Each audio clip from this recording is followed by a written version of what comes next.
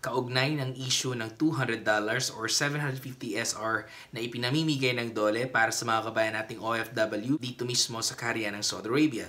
Sa pag-uusap na ito ng iRadio at ni Ginoong Mustafa, nilinaw niya ang ilang impormasyon ukol dito. Ayon kay DOLE Secretary Silvestre Bello III, totoo may pondo para sa mga OFW na displaced sa Saudi Arabia o yung naapektuhan na kinakaharap nating issue ngayon dito sa Saudi Arabia. Nanunsyo ng Ministry of Interior na magkakaroon ng extension ang travel ban dito sa Saudi Arabia. Kabilang dito ang international flights, domestic flights, mga bus,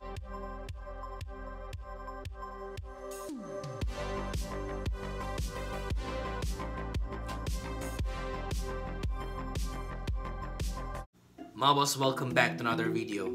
Nakausap ng iRadio, isang online radio station dito mismo sa Riyadh, Saudi Arabia, si Ginoong Mustafa, kaugnay ng issue ng $200 or 750 SR na ipinamimigay ng DOLE para sa mga kabayan nating OFW dito mismo sa Kaharian ng Saudi Arabia.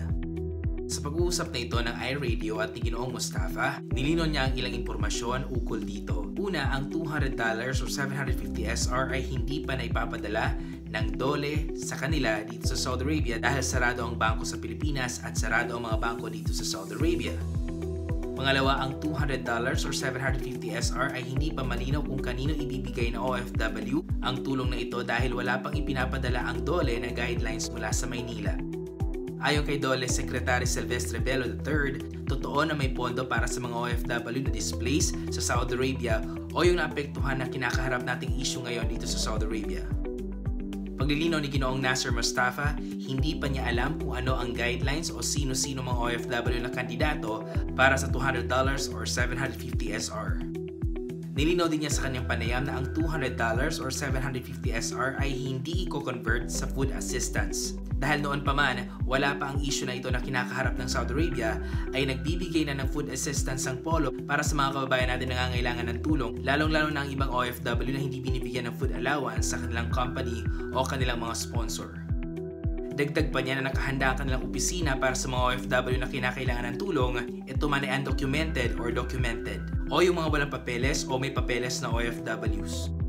Sinabi rin niya sa huling panayam na huwag magpapaniwala sa mga fake news na katulad na lang ng ibinubulsa nila ang pera na ibinibigay ng DOLE o ang conversion ng $200 or 750 SR para sa food assistance.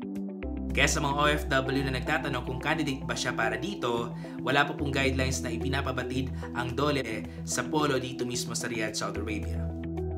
Paglilinaw pa niya na kapag natanggap nila ang pera, automatic na ibibigay nila ito o ipamamahagi nila ito sa mga OFW na naaayon sa kriteria ng DOLE o sa mga OFW na nangangailangan. Sa ibang balita dito sa Saudi Arabia, inanunsyo ng Ministry of Interior na magkakaroon ng extension ang travel ban dito sa Saudi Arabia. Kabilang dito ang international flights, domestic flights, mga bus, mga taxis at public and private sector dito sa Saudi Arabia. Ipinaalala rin ng Ministry of Interior na ginagawa nila ang lahat ng ito para sa kaligtasan ng mga expatriates o lokal dito mismo sa Kaharian ng Saudi Arabia.